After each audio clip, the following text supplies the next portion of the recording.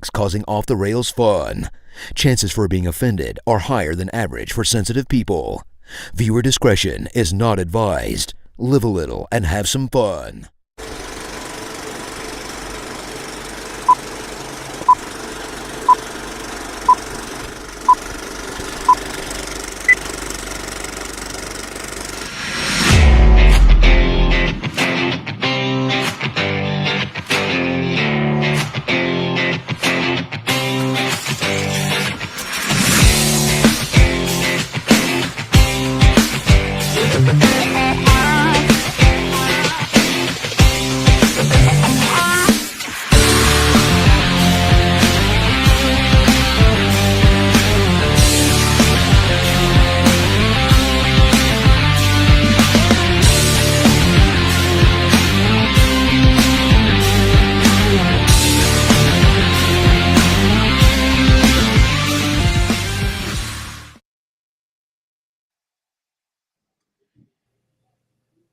And it is episode 185. I can't believe we've made it that long.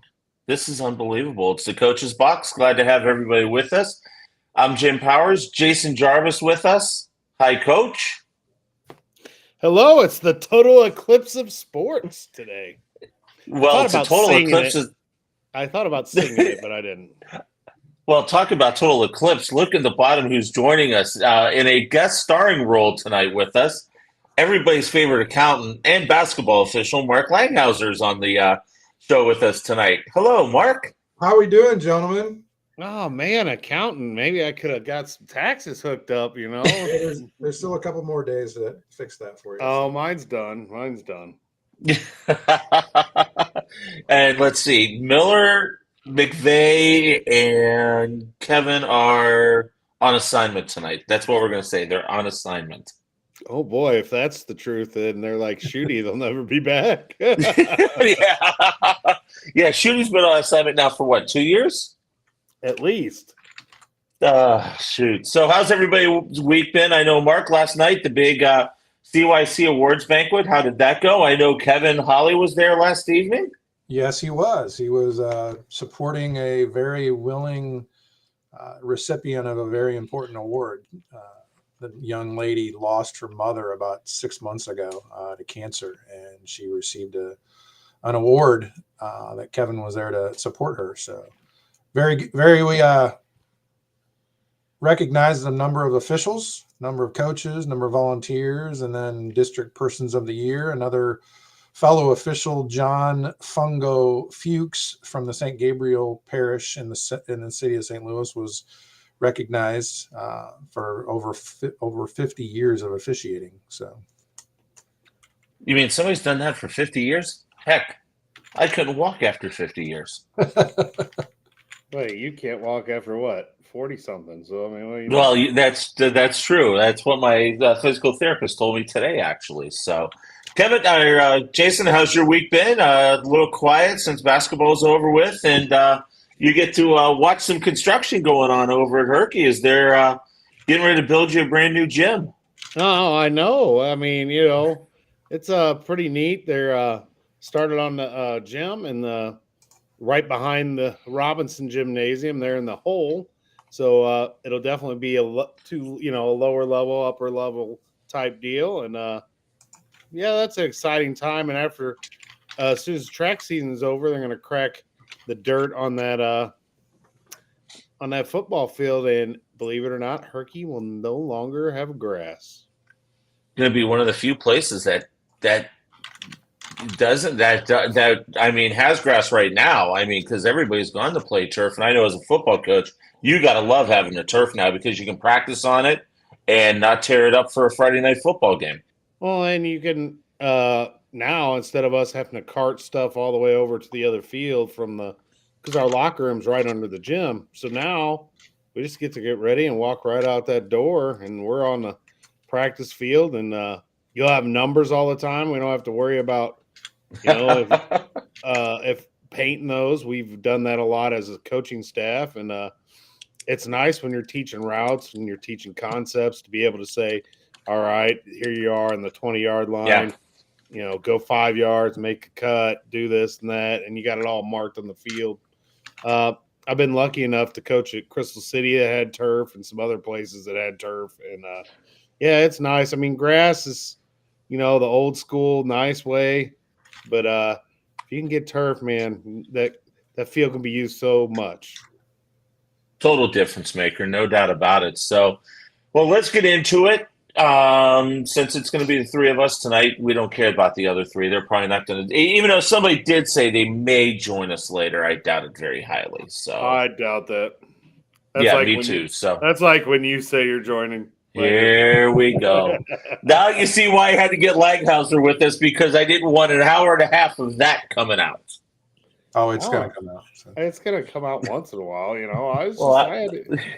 we just got started. Now, don't get I know mad. we just got started. I'm sharing the show to all my groups and making everybody mad.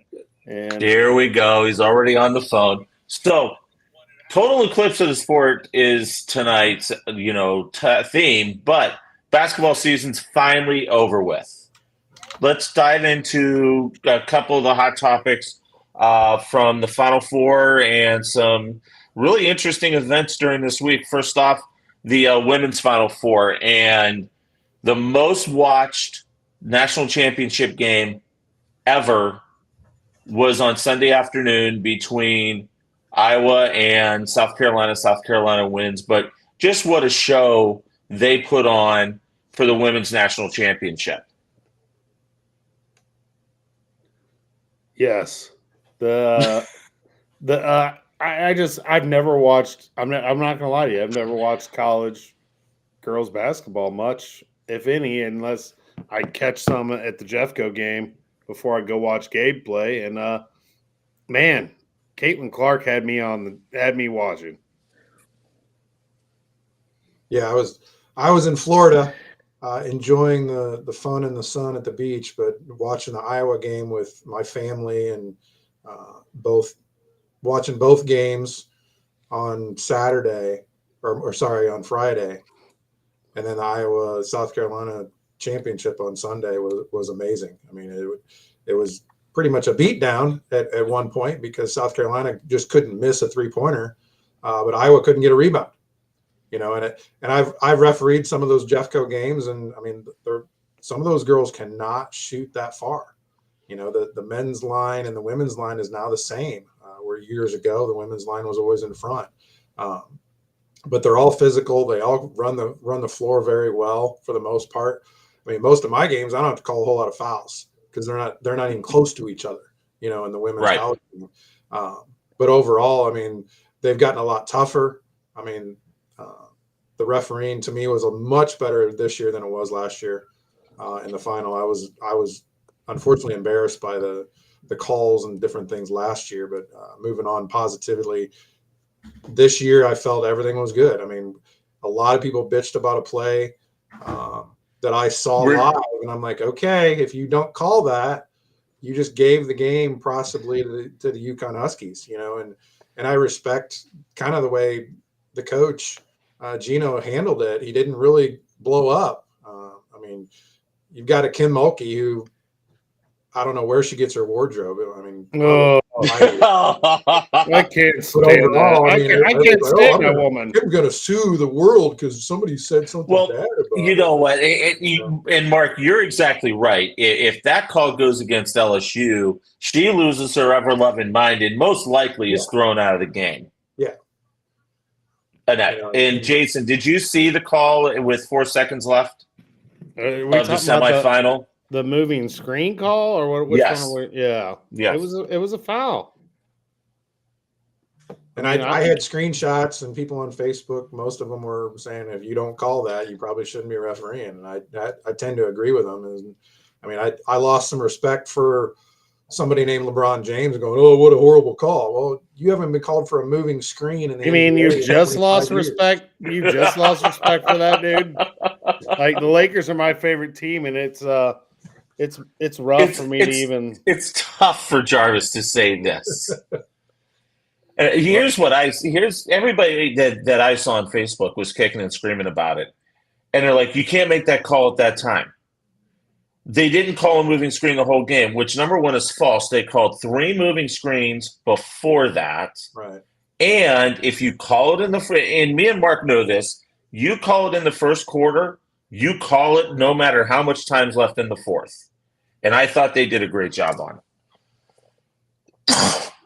I mean, it would have been tough if I'm the other coach, of the situation. But I learned this year. This I think was one of my best years of where I didn't even worry about the officials anymore.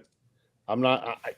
They're gonna call what they're gonna see, and some people see more than others, and that's just the way it is. And you just got to play through it. And I think it was the right call. I mean, it was a moving screen. She got knocked down on a play earlier in the game, and it wasn't called a moving screen. Right. And I think they missed that one. And so, I don't know. I really like that number 24 for Iowa. She gets after it, plays hard defense, and Martin. I mean, and they rewarded her for what happened. I give Paige Beckers a whole boatload of credit for what she said after the game because, normal media people, they ask stupid questions, and she got asked a question about the play. You guys do, Jim? Yeah, every now and then we do. But she handled it as classy as you're ever going to hear somebody that just lost in the national semifinal. She goes, "Listen, one play isn't going to win or lose us a game." She goes, "I made probably 4 bad plays," and so let's not hang our hat on this on why we lost. We lost because we just didn't do what we needed to do. And the one thing that I've said was, the problem with that whole thing was everybody's saying, let the kids decide. Well, guess what? The player running that cut ran too wide instead of doing what every coach teaches you to do, and that's rub off the shoulder when you make the cut so the screener doesn't move. Well, the cutter was too wide and made the screener step out. I don't buy the argument. I don't buy the argument of letting the kids settle the game when that piece right there is taught in practice every day. You mean the player that's told to rub shoulders off the screen didn't rub shoulders off the screen? Wow, no. I can't believe it. Even at the even at the collegiate level, they don't listen all the time. No. Yep. No doubt about it. UConn played great, but then they had a stretch of 4, 5, 6 minutes where they couldn't score. And I'm sitting there watching it going, all right, they're not playing very well, and allowed Caitlin to take over some pieces of the game, and Iowa earned it. I feel bad for UConn that this type of play had to decide the game, but guess what? If you don't call it and Paige makes a 3-pointer to win, Iowa fans are going crazy at the end, going, where was the call on this? And some of the calls last year were like, how come they didn't call a foul? I mean, I saw some clear fouls on UConn on a couple kind of and one plays that I'm like, how come they didn't call that? And they didn't call it. Right. Did it really affect the game? No. But in this case, unfortunately, certain things happen. I had to tell you the truth, I had a lot of fun doing Jason's games this year, win or lose. They fought, and Jason's like, you didn't see that foul? I go, no, not tonight, but Jason had fun. Well, hold on. That's because Jarvis had 5 freaking pizzas ready for you guys at the end of the game. He paid you off. I didn't pay nobody off, man. I wish we had pizza and stuff for them when they got there. They might be a little bit happier, He's got that Emos connection down in Festus. He's got that all taken care of. I got a funny story about the whole Emos thing. So I'm it's good money, a little extra money. I work there every Sunday night, and my manager's like, "Hey, dude, I think I just hired your daughter." I'm like, "What?" He goes, "Yeah, Jillian," and I'm like, she didn't even tell me she applied, nothing. And there she is on the schedule. I'm like, yeah, sounds like my daughter. She does what she wants. So, it was kind of funny. I was like, I didn't even know she had applied or anything. She didn't even tell her dad. But oh, boy. Yeah, I thought it was funny. What do you think about the women's game getting more attention than the men's? I think this year it was absolutely deserved. I think what Caitlin Clark has done to raise the level of awareness for women's basketball this year has been terrific. I think, you look at what Dawn Staley and South Carolina have put together. The one thing that I just wish was that UConn was healthy all year long. Yeah. Oh, that's not what I thought you were going to say, that Dawn Staley would shut up. But I mean, anyway, go ahead. No, you know what? And I'm going to say this. I've gained a lot of respect for Dawn Staley. The way she handled herself after the SEC championship game when the scuffle broke out, the way she, gave a lot of credit to Caitlin Clark on the stage while she's got the national championship trophies, saying to people, it's because of her where we're going right now. I mean, Dawn Staley has really shown me a lot over the last month and a half. I'd like her more. She just didn't talk as much. But that's it. And put it this way, I'll take her over Kim Mulkey any day of the week and twice on Sunday. Well, I think Kim Mulkey is a disaster for college coaching on the basketball side. Her antics, the way she does things, I can't watch an LSU game because of her, because just the show she puts on. I know a few coaches that had some antics back in the day, Yep. Yeah, but she makes it more about her than the kids, and that's the part that bothers me. Right. Oh, the outfits she wears are just hideous. And let's not beat around the bush. She's a witch. I mean, that's all there is to it. I mean, she's just not. Woo. I'm not a fan. Nope. I'll take Iowa's coach. I'll take, I'll even take Staley, but the LSU's coach, man. No. I've always been a Geno fan. I mean, I've always liked Geno. Geno's awesome. He's, he'll shoot you straight, tell it like it is, and you move on. You move along. You either agree or disagree. It doesn't matter. He's just going to move forward. Real good thing he has on about kids and their body language, and about how he won't even put people in. Like you're never gonna play for me if you don't clean up your body language. And I hope that like players from high school are watching, even the bench players, some of the people sitting on the very end of that bench. If you watched all these games, boys or girls, they were getting up and celebrating, giving their their teammates high fives. They weren't worried about if they were in the game or not in the game. Even some of the star players, when they had to sit and someone else was out there, lighting it up for their team. I saw a lot of good team stuff, boys and girls side. And without a doubt. You don't always get that. I'll agree with that wholeheartedly. But I just think number one, I think the women's tournament was a little bit better this year. But once again, just the star power, the way that, I talked to a couple people that were up in Cleveland for the games, and they said Cleveland was just off the chart. They said it was just an unbelievable atmosphere. And that arena is really cool, too. It's, about 3 blocks up from the lake. It's right next to what I'll still call Jacobs Field, not Progressive Field. It's the Jake. But it didn't surprise me a lot that the women's outdrew the men, especially on the national championship game.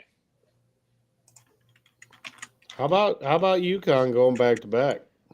I was just going to lead into that. What about Hurley and that crew? And there was just really nobody that could match them up and down the court in transition, other than maybe Houston, but then Houston gets bounced early. Just Hurley's a hell of a coach. Say what you want about him. He's a hell of a coach. Duke never wins if the one guy doesn't get hurt. Right. And Houston, no telling what Houston may have done. But I think they could have played with UConn. No, I thought UConn was going to win it when it started. And even with Purdue's big dude, I just thought UConn had the best team. Yeah, I picked UConn to win the whole thing. I was just impressed with them all year. They really didn't have a whole lot of competition that could stay with them, and my Illinois team got destroyed by them in the last 25 minutes of the game. Last 25, I they have no lost. idea how They I have no idea how They they lost. stayed together, and suddenly they go on a 30-point run that Illinois had no clue or how to keep them How do apart. you go on a 28 point, Yeah, 28-0 run or whatever it was? My it was 30. gosh, I've had some runs done on our team, I'm but actually man, surprised Brad Underwood did not have a coronary attack midway through that 30-0 run the way he runs hot. Yeah. dude, I'll tell you what, I saw him at the coaching clinic last year or 2 years ago now. Man, he's fun. He's fun to listen to, man. And he's a hothead, but he's fun. And those kids, because a bunch of people made a big deal about him, how bad he was screaming at those kids, but those Illinois kids respect him and they play for him. So, it doesn't work everywhere, but it must work for him. Yeah. Well, I mean, it works for Hurley. I mean, there was at one point to where Hurley was pushing his kid. Hurley's 10 feet on the court pushing his kid because he didn't run the doggone offense the right way. Then he decided to go after Ely. It's like, what are you doing, dude? It was like he was at practice, man, just grabbing him and moving him where he wanted. Here, dude, you are not in the right spot. Move over. Yeah, that was a pretty comical little clip that was showed a lot. Well, while we're still talking about college, what do you think about Calipari and jumping ship and heading to Arkansas? I was going to talk about SLU first, but we can go there first. You know what? Everything that I've been reading about this whole Kentucky thing, the AD at Kentucky is not liked. And from what somebody said to me, Calipari and the AD were not on speaking terms. And a lot of that has to do with the comment that Calipari made a couple years back to Stoops saying, this is a basketball school, not a football school. Stay in your lane. Well, the AD took umbrage to that, and apparently it's been fire and ice ever since. And so it did not surprise me if the right offer came that Calipari was going to go. Yeah. Yeah, he didn't produce. And that was the biggest thing is everybody in Kentucky was getting upset, just like we all get upset at different things. But if you don't produce certain things, and to tell you the truth, I had Kentucky going a long way, thinking that, okay, they might actually do something this year compared to other years. But if he didn't leave, there was going to be even more upheaval down there in Lexington. So, well, I was surprised. They said he was, they were wanting him to come back and everything. And then, boom, about 2 days later, Arkansas. Well, the thing is, guys, with Kentucky and just Calipari, the way he's wired, it's so much about the kids and the kids' family that he wants to do the best for them. Well, 5 years ago that worked.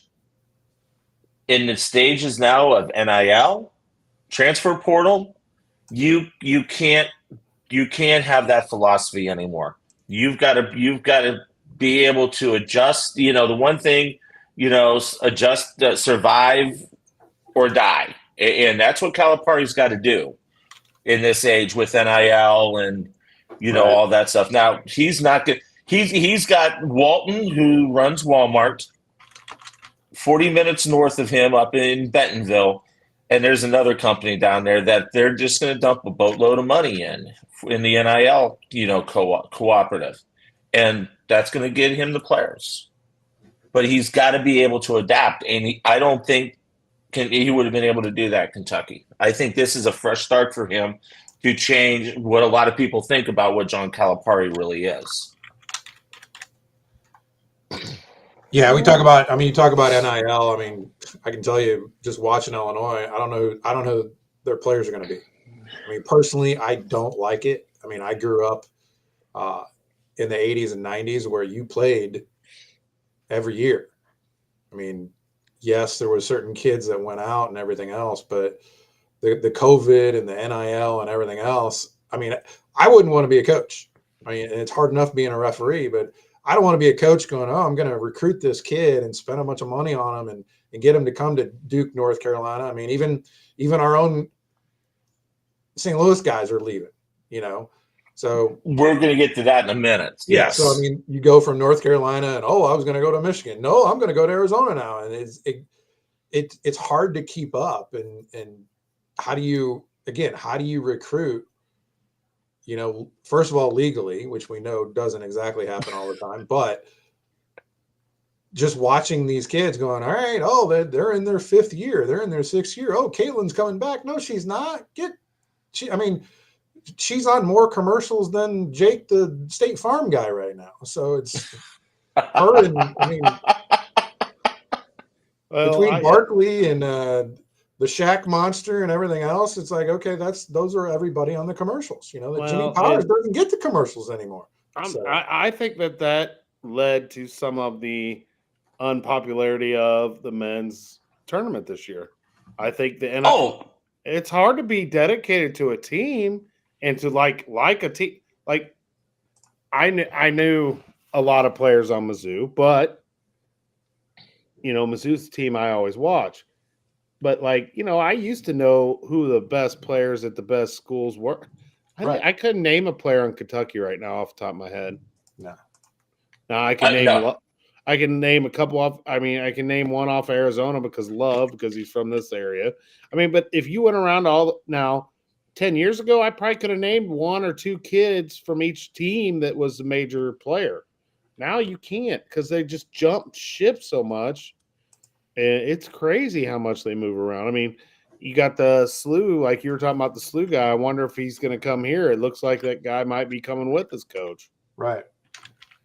Well, here's the SLU situation right now. There's only 2 rostered players from last year that are still on the team.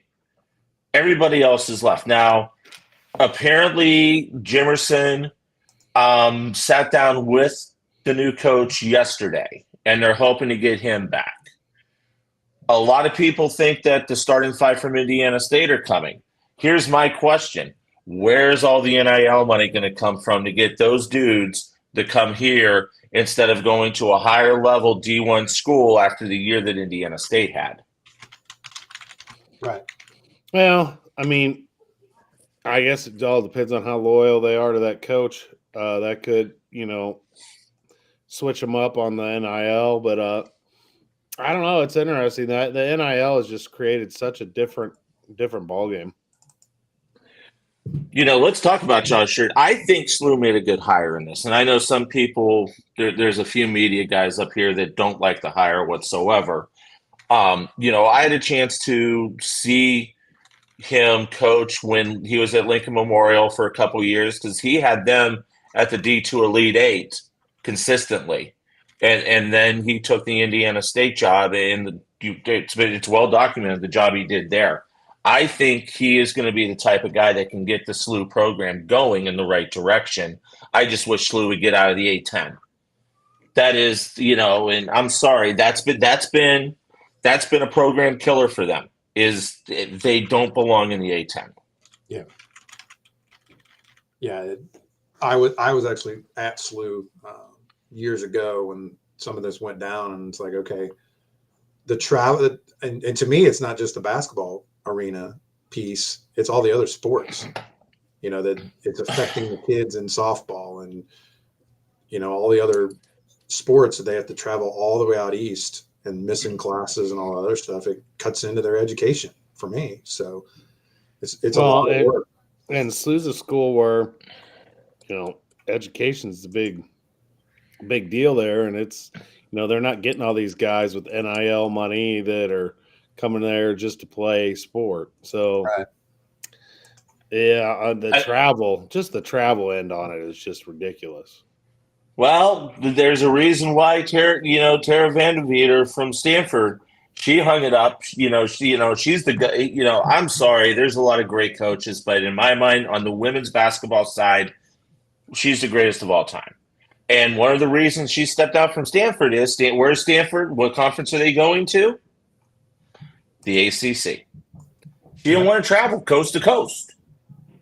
And that's unfortunately where we're trending is, you look at the Big Ten.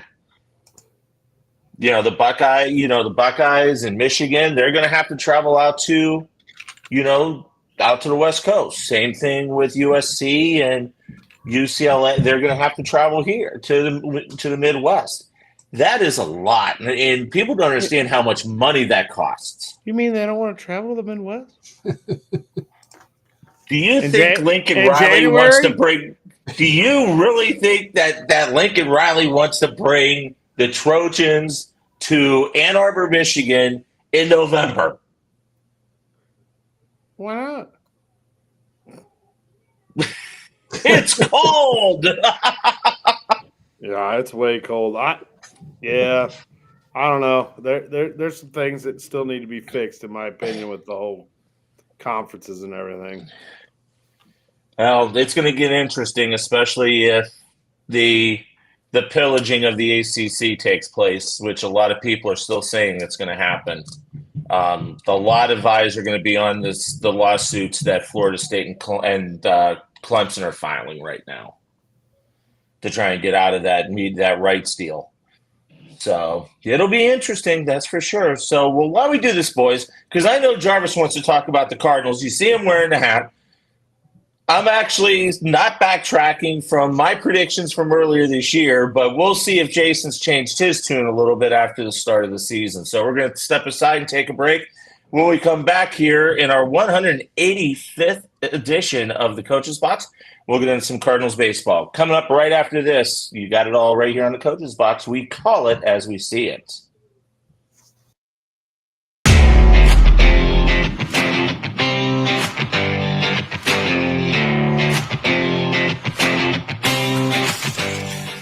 I'm a bird stuck in Larry Bird's attic. And I'm going cuckoo. What the heck? What you got, Larry? May the best bird win. Rick. You may be a legend on the court, but you're an amateur up here. Heads up, Larry. So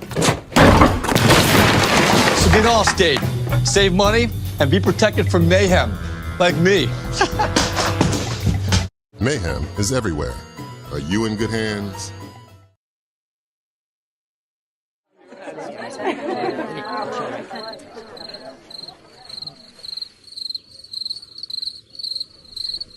Imagine an HVAC as unnoticeable as the air itself. Sounds pretty good, huh? The new Daikin Fit. Air intelligence. Give Home by SMCI a call today at 636-337-4444 or email them at service@homebysmci.com. Hey guys, if you've been in to check out the changes at Case and Buck's Grub and Pub, stop by, check us out. We've got awesome wings, we got great pizza, we got a steak sandwich, a steak salad. Holy cow, we got games, we've got lotto, we've got cold beer, we've got a little bit of everything. Stop by, check us out, check out the weekly specials, barbecue, pork steaks, yum. Harold's Market, thank you, my friends. Check us out. We are waiting for you.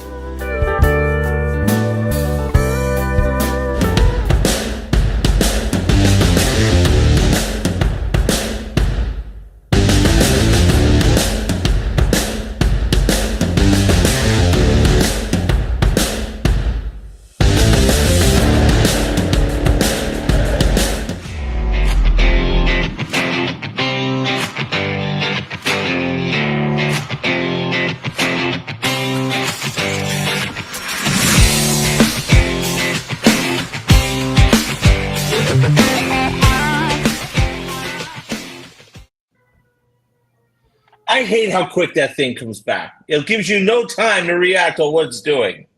Hi, guys. I had to get that off my chest. Well, you'd be used to it if you were here more often. Okay, that's shot number 2 for the evening. Jim Powers, Jason Jarvis, and our special guest, Mr. Marc Langhauser, who does not want to be called Mike Nolan. Given time. Keyword special. Ooh. Special guest. Special. I thought you said special. That's what Chris Miller told me too. So. Oh, did he get teed up for that or no? No, man. I just laughed. Here, I'm gonna put some numbers out there and see what you think. 245, 245, 213, 182.091, 256, 256. That's the highest. 162. Are you talking about the batting And- averages for the Cardinals starting lineup? Well, I'm just going down. I mean, you want to let's just go Arenado 245, Gorman 213, Goldschmidt hasn't done crap hardly since the first game, 182. He has 16 strikeouts. Gorman has 19 strikeouts. Victor Scott has .091 with 12 strikeouts. Jordan Walker .162 with 11 strikeouts. Wilson Contreras at 231 with 10 strikeouts. We have 116 strikeouts so far. Oh my! I mean, we're bad. Bad. And you're just now figuring that out. I've been saying it since spring training started. No, you're just a negative Nelly. That is Zach. That's not me. Zach's the negative one of the group. He might be negative. You're right. Oh, no. I will admit that when it comes to the Cardinals, I'm not a fan, even though I will say Sonny Gray did a nice job. First outing. He did coming pitch off the very well. IR. Okay, and here's what frustrates me the most about this team probably is their manager. I'm not a fan of the manager. You get Lance Lynn, he's pitching a great game, and he's supposed to be a guy we got to eat innings, and you take him out in the fifth. I didn't understand that call yesterday either. And yes, I know the mound was number one. What in the absolute heck were the umpires thinking in letting that game go as long as they did? I know you want to finish it. I know you want to get the Cardinals are heading back out west. I don't know where Philly's going. But come on, guys. You've got to have some amount of common sense. And it was hilarious. John Rooney on the radio broadcast basically said, I don't know who the owner of Diamond Dry is, but he's making a whole heck of a lot of money today because the Cardinals are using pretty much their whole supply of it for the whole month. It was stupid that they played that game yesterday. But I like what Lance Lynn's done. I just don't. You get these players. I mean, Mozeliak gets them, says they're innings eaters, and then you don't let them eat innings. That makes no sense. Well, you got to remember too, Lance Lynn had a little uniform malfunction yesterday that they had to take care of. Did you hear about that, Jason? What, his fat butt rip something? His belt broke. As a fellow fat guy, I can understand. I'm right there with it. Exactly. I'm at physical therapy, and I'm there like, what's Lance Lynn doing? I thought they were doing the whole, umpire Grecian Formula 44 check and all that, but nope, he's taking his damn belt off and they're handing him a new one. Yeah, I guess that's better than splitting your pants. Well, I don't know. You never I don't know know what's going to happen with those new uniforms. I mean, I don't know. I don't know what the bright spot is. I mean, Alec Burleson at 256 is, and him and Brendan Donovan are 256. Now Mason Wynn's batting 314, but I like Mason Wynn. I like a lot of things he's done. I mean, he's got 11 hits. He hasn't struck out as much as some of these other yahoos. He's only got 7 strikeouts. And I don't understand why he got some days off early. Dude, he just put him out there and leave him out there. Yeah. He's the shortstop. Be done. He's going to run. He's going to steal bases. He's going to make plays. I mean, I don't know what Victor Scott is looking at because his average is horrible, but I don't play players for defense. I'm sorry. I don't like our manager either, but you've got to play somebody that can actually hit the ball at least 200, 250. So I do like I have liked what we've seen out of our backup catcher and Herrera. Yes. He's been kind of a bright spot here last few games. And, I mean, Wilson Contreras is Wilson Contreras. He's going to do some good things for us. He'll hit the ball. But we only have 8 homers. Or was it 8? How many we got total? Oh, so now we're up to 11. My bad. We got 11 homers. Well, but Nolan Gorman's got 3 of them. Your second baseman's got leading your team in home runs with 3. Well, that doesn't surprise me that Gorman's leading. Dude, is this it? Is this Paul Goldschmidt? I'm old and falling off, or what? I mean, that's what I'm looking at. Is okay. Is it time for him to just be a DH and do different things? And I mean, unfortunately, we have like 5 DHs on our team. Between Carpenter and Donovan and Burleson and Goldschmidt, who's not going to DH for this team? Well, I mean, right now Donovan's he's a full-time left fielder. I mean, is Newt back yet? I mean, Newt came off the DL today. He made the trip out west. Okay, so I mean, I would think you're going to see Victor Scott get sent back down. No, they sent somebody else down. They kept Scott on the big roster. Well, if they kept him, they got to play him. You can't sit him. And well, the thing is, Jordan Walker, he better start hitting too. My God. Well, you got to look at too. What's the option situation? With a Victor Scott or with even Walker. How many options do they have left to go down to Memphis or go down to Springfield? Well, I mean, Scott's going to have a ton.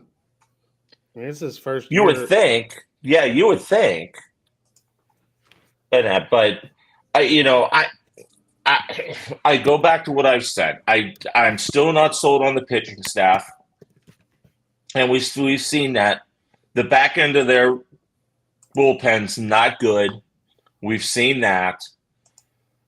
When Nolan Gorman is leading your team in home runs, that's not a good scenario whatsoever. And with Goldie not hitting the ball well, and now you're going out to the West Coast to play Arizona, which is going to be a tough task. Oakland, if you don't win all 3 in Oakland, there's serious issues. Gorman led our team last year, Jim. He had 27. I know, but for a second baseman leading your team in home runs?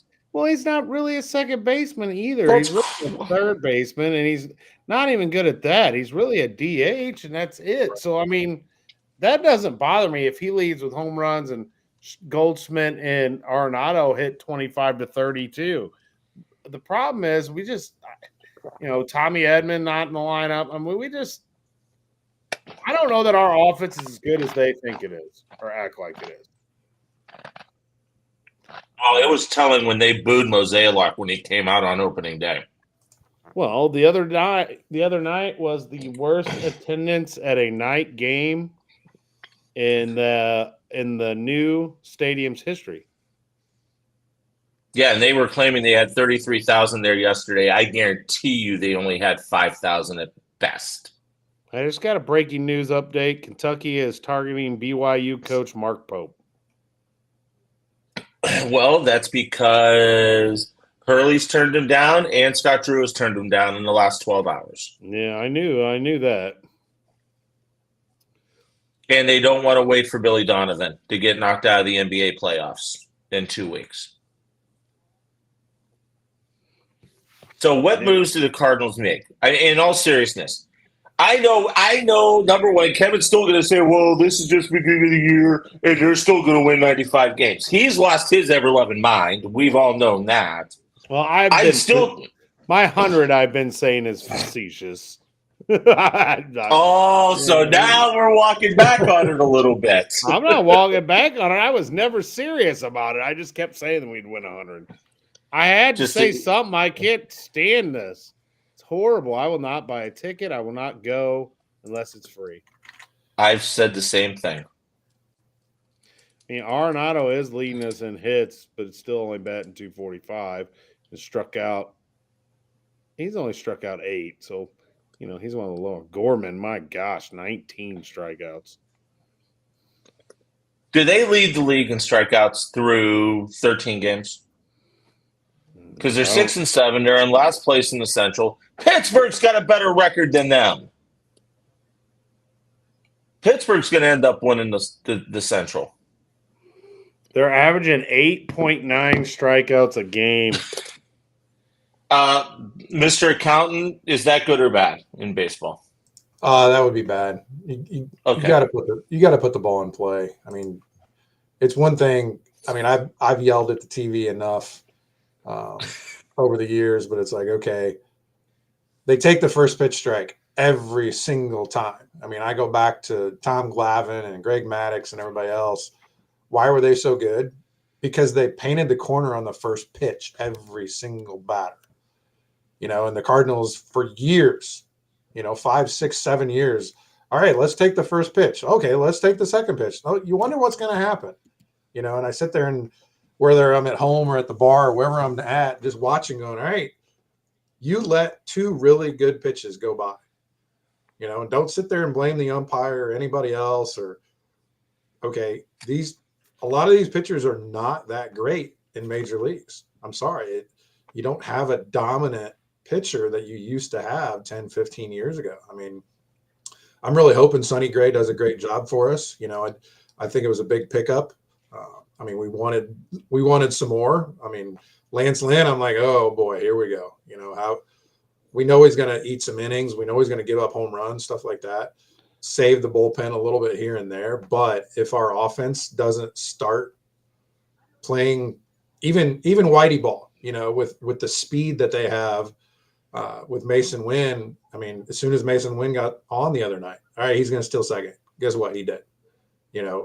And I grew up in the 80s with Vince Coleman, Willie McGee, Ozzie Smith, one of my favorite players of all time. They played little ball, but they got on base. The three that you said, great guys. Coleman to watch play. Coleman, McGee, and then later on Ray Langford, Bernard Gilgee. Hey, I got a question for you both. Would 343 batting average, 6 homers, 7 RBIs, and a 1.346 OPS, would we take that right now in our outfield? Yeah. I would say yeah. Who is Tyler, it? That's Tyler O'Neill. Oh, I knew it was coming. Here he goes. Go ahead. Bro, Neil, you guys all made Neil. fun of me. I told you all, as soon as we got rid of him, he's going to go and smash baseballs. And it's his contract year. Yep. So 343, 6 homers, 7 RBIs. Let's see. Tied for first in home runs. First in on OPS. Maybe that's for Boston, though. I don't know. No, that's the league. Because his RBIs aren't very good. He's hit a lot of solo shots, evidently. But holy crap. Could it be our hitting coach or something with our hitting? I was going to say that. He's got a better hitting coach in Boston. I mean, Arenado come over here and was hitting the crap out of the ball at first, and then he's just gotten worse. And then, I don't know. Marmol sucks, and so does his whole staff. Fire them all. I'm just not. Wow. I'm still mad that they got rid of Schilt. I liked Schilt. So did I. I would have taken Schumacher, and I got a bad feeling that Schumacher's going to get the wrong end of it down in Miami because they just gave him nothing after they got pillaged last year. Yep. I'm telling you right now, I'm saying it, Pittsburgh is going to win the NL Central. And the Cardinals will not win more than 75 games. Jason, would you like to give us a number now since you've walked back on the 100? Oh, they're gonna have a lot of. I don't know. They're gonna have a lot of. Why are you being so non-committal to a number? I've been committed to 100 just because I was being stupid, but maybe I'm hoping we can win 85 games, but I don't know. I hate it. So yeah, I'm looking at. So I searched MLB stat leaders 2024. First person on the list, because it's on it's OPS, is Tyler O'Neill. Yeah. Average, got Will Smith, Stephen Kwan, Ryan McMahon. Let's see. I don't see any Cardinals anywhere. Still don't see any card. No. It might take a while. Try down in the hundreds. Try down at 100 to 150. Let's try like page 4. Jackson Holiday is going to have better stats than any of the Cardinals when it's all said and done. And by the way, did you guys see when the coach called him in and basically said, "Hey, blah blah blah, call your dad and tell him that you're putting him on your pass list now that you made the major league squad." That was pretty cool. No, I didn't see it. I'll have to look it up after we're done. Yeah, it was pretty cool. It was a pretty cool moment that for his minor league coach to, basically it was like, you being with your dad, getting on the pass list and everything, and he goes, "Go home tonight, call your dad and say, you're now on my pass list. I made it to the majors." It was a really neat moment. And that Uh-oh.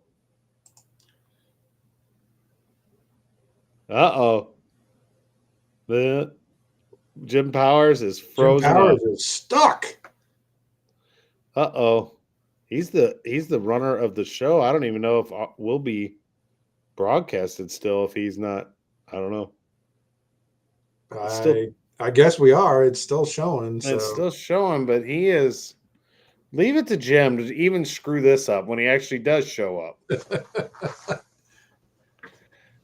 It's better than doing it in the shoebox called the 09 pub. He didn't even have room to sit a chair next to him. So. You're going to be in trouble now because you're dissing one of his favorite. That's okay. Oh, man, he's gone.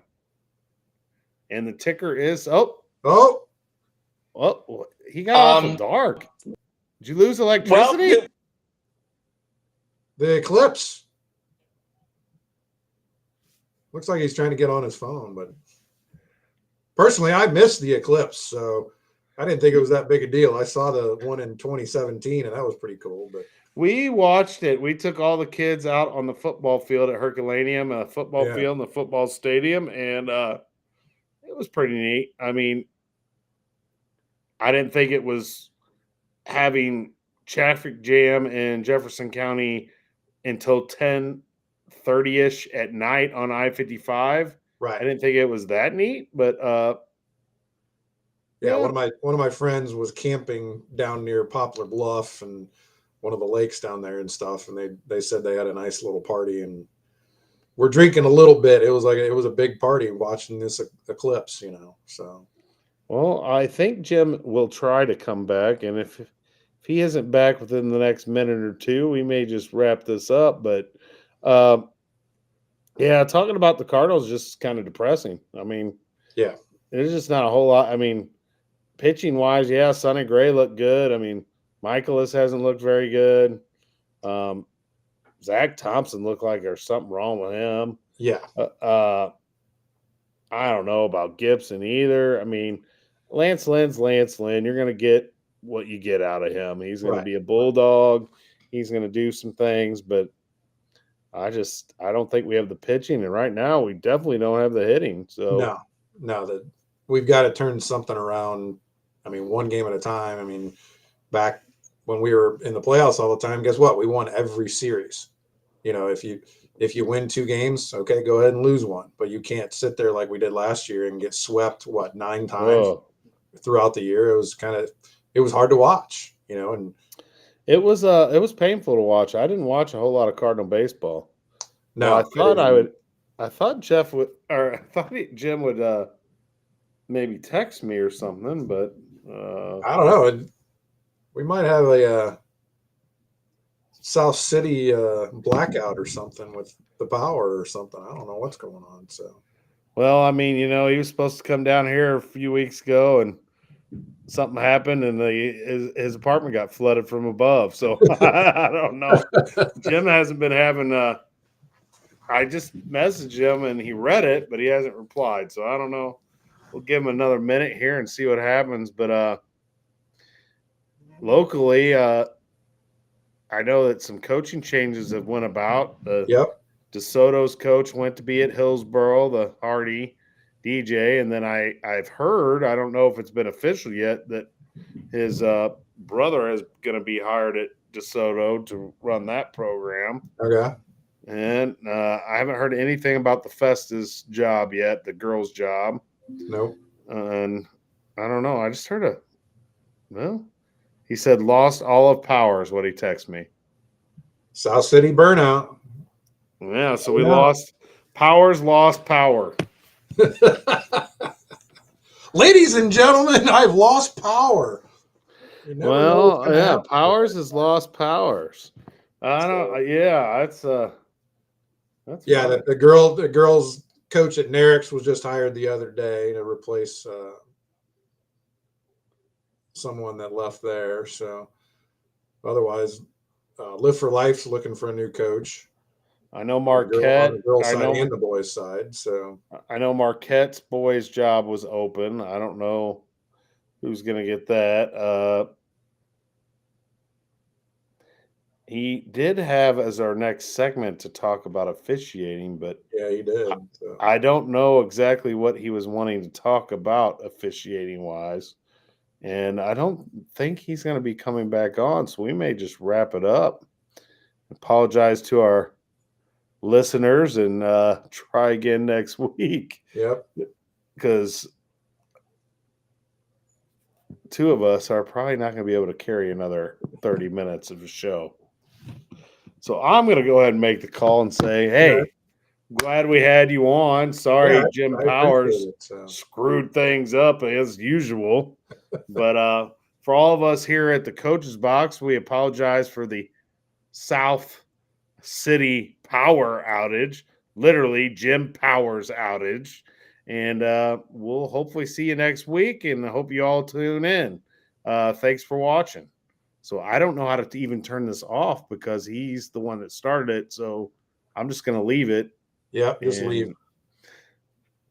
This is the Coach's Box. Thanks for watching. We call it like we see it. Bye-bye.